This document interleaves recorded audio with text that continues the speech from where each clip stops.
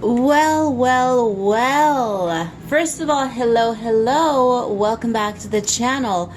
But what do we have here today? Today we have a video that I am surprised at myself. I have never filmed before.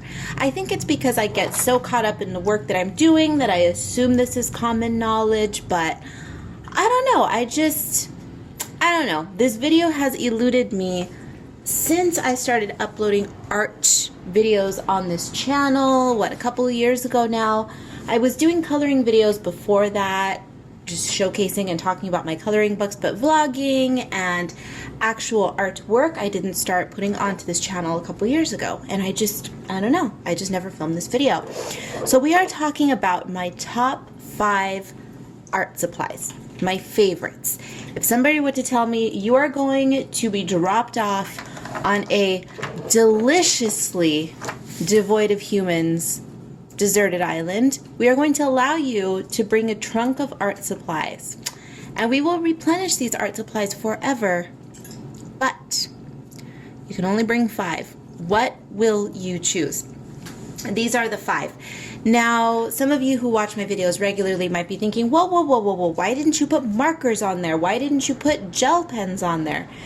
And the reason that I didn't do that is because although I love alcohol markers, I'm not very particular about the brand. I'll use any alcohol marker.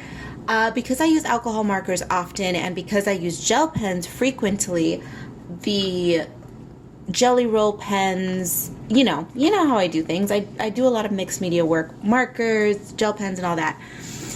The reason that I omitted those purposely is because if you were to take those away, I would still be okay. I would be a little more bored. I'd be, missing my friends, but this is all I need here to get by.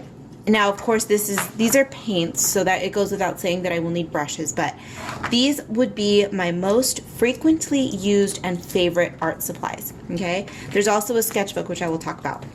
So let's go ahead and jump on into my 5 must-haves. So first and foremost, you all know that I am an illustrator.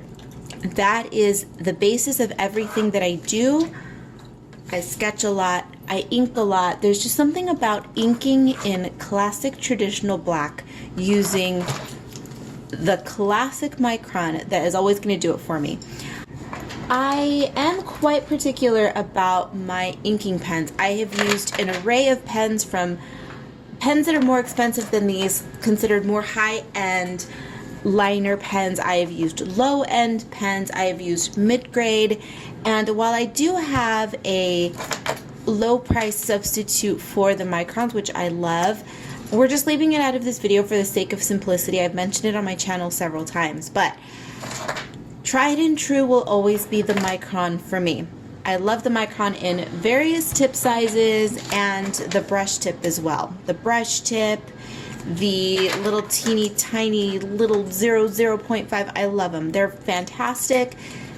For one little pen, they last quite a long time. I don't know what kind of voodoo they cast on these pens, but they come with a good supply of ink. They're not over the top expensive, but if you purchase a bunch in one sitting, yeah, you're gonna be out a few bucks, which is unfortunate, but they are wonderful. So those are my favorite tried and true inking pens.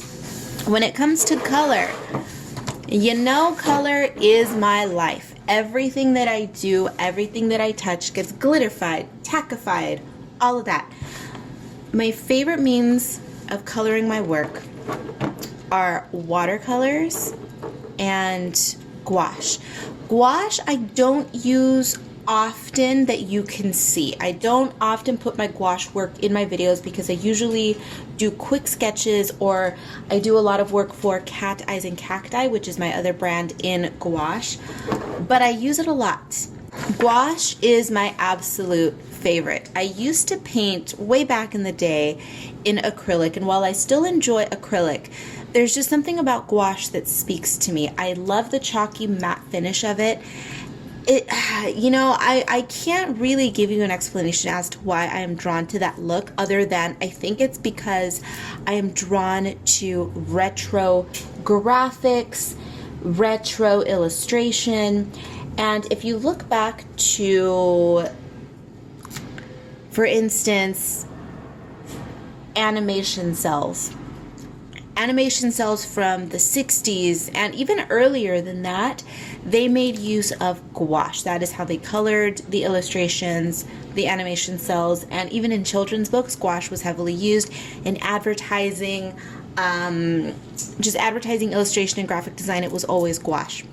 The problem with gouache is that it dries very quickly, and unfortunately in the climate that I live in, these tubes are very expensive and they dry out quickly, and so I don't use it as often as you would think, considering that I love it so much, but I do use it frequently off camera. I do a lot of quick sketches in gouache, and I have another brand which is Cat Eyes and Cacti, and I do use the gouache frequently for that work.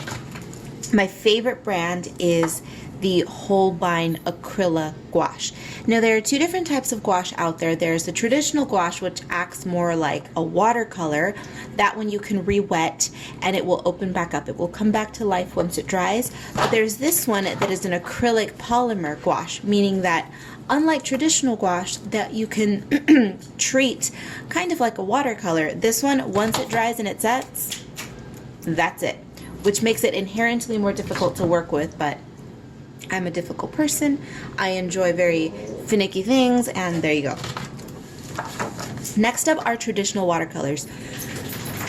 Not much to say about watercolors other than you get what you pay for. My favorite brand of watercolors are going to be the Holbeins. I do love the Holbeins, but I have a set of the core at my disposal at the moment.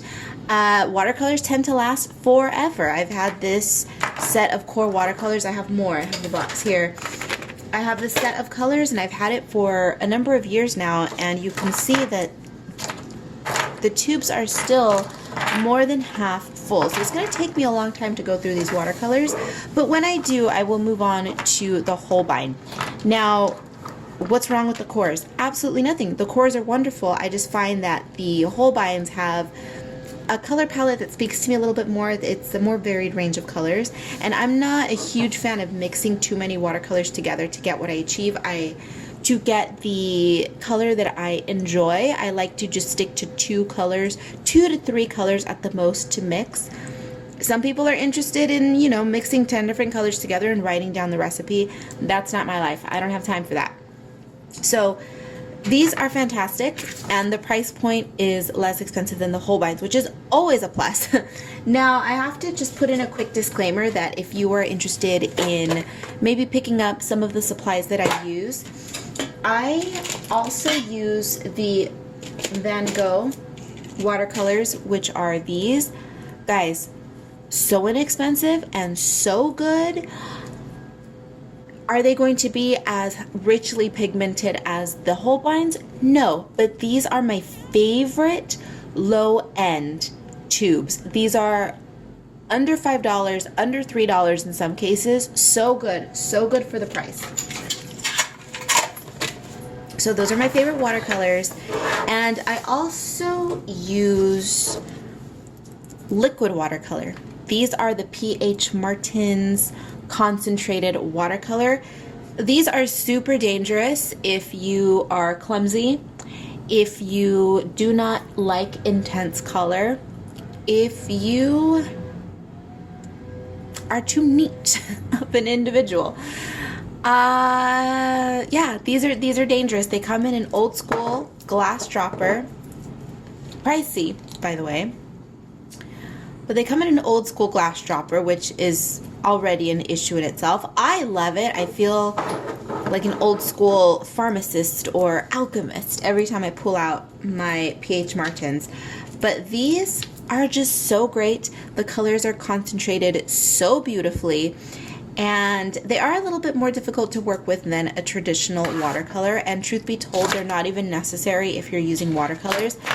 But I have never been able to find a watercolor that is as vibrant as these, and I think they're fantastic. For someone who enjoys bold color work, a vibrant watercolor is an absolute must, but again, they're just not for everyone. They're very loud, they're very expensive, and the mechanism by which you dispense the product is a little hit or miss for some people. but those are my favorite means of coloring. We've got two different types of watercolor. We've got a gouache, then the way that I ink, and finally we're going to talk about a sketchbook. I have a ton of different paper pads that I enjoy using, that I love, but again, we're keeping this concise. We're keeping this down to top five items, and so I'm going to stick with a sketchbook. And this sketchbook, it doesn't necessarily have to be this particular brand.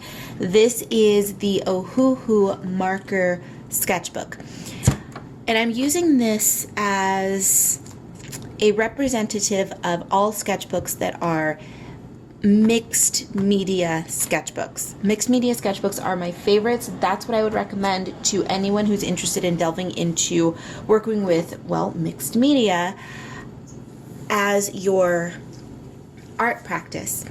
And the reason that I enjoy mixed media sketchbooks is because they're heavy duty. They are designed to withstand a lot of abuse, be it water, be it paint, be it anything. I mean, if you want to run outside and grab a handful of dirt and rub it all over the page, they can put up with it.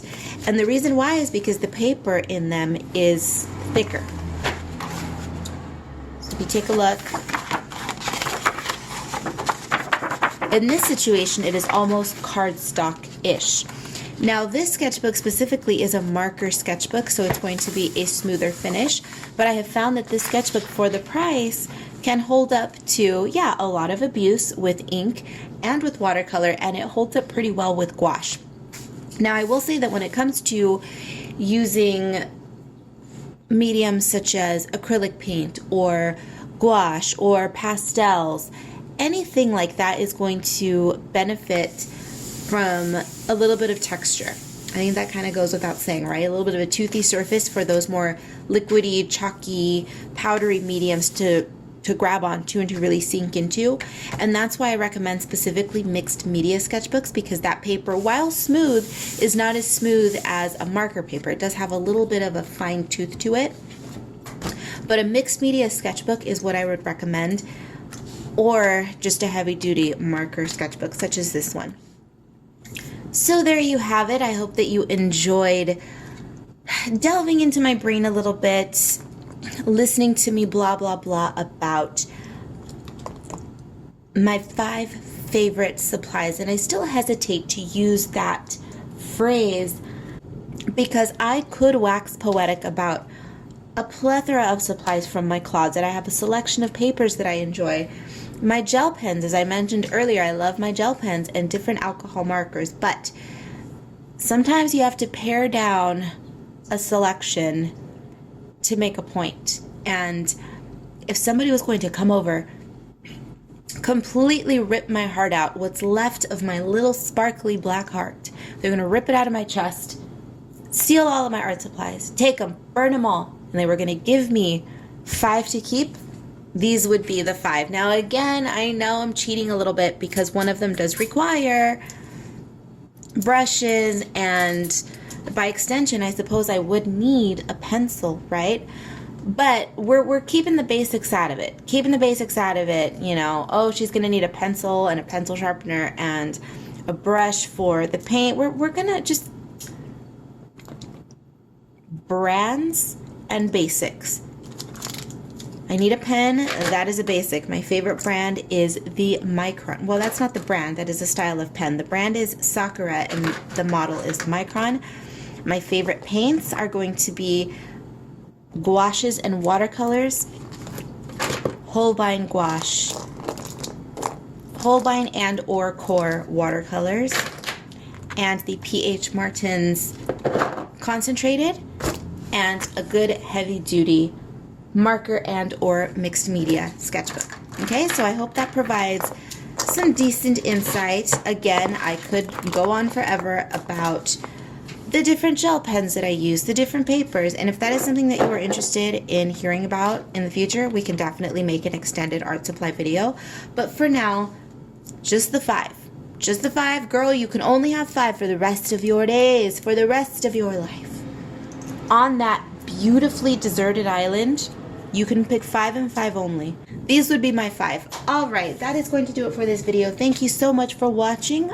I hope that you learned a little something. Maybe you're tempted to try a little something for yourself. Everything you need to know will be down below. Links and or the names of the art supplies will be listed. None of these are exclusive to Amazon, but all of my Amazon links, well, all of my links will be Amazon. Why?